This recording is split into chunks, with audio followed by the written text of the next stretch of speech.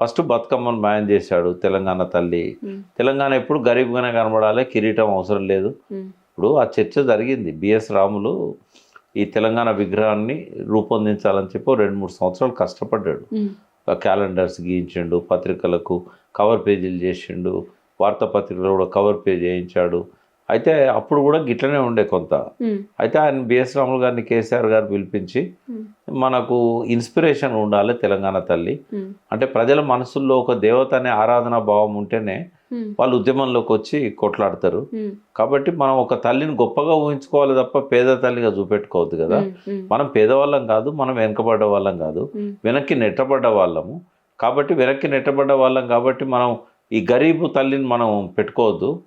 మంచి వెనకటి దేవతల రూపమే మనకు ఉండాలి. కాబట్టి కిరీటం పెట్టాల్సిందే అని చెప్పి కేసీఆర్ గారు కిరీటం పెట్టించారు.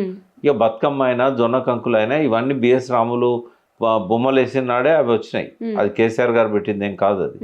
బట్ కేసీఆర్ గారి మీద కోపంతో తెలంగాణ అస్తిత్వాన్ని తగ్గించడానికే బతుకమ్మను మాయం చేశాడు. తెలంగాణ తల్లి కిరీటం మాయం చేశాడు. ఇప్పుడు ఏ దేవతనైనా కిరీటం లేకుండా చూస్తాము. మరి తెలంగాణ తల్లి దేవత కదా, ఒక కూలి తల్లిని ఎందుకు పెట్టుకున్నావు నువ్వు చెప్పి అట్లా. ఇదంతా ఏంటంటే ఒక అస్తిత్వం మీద దాడి.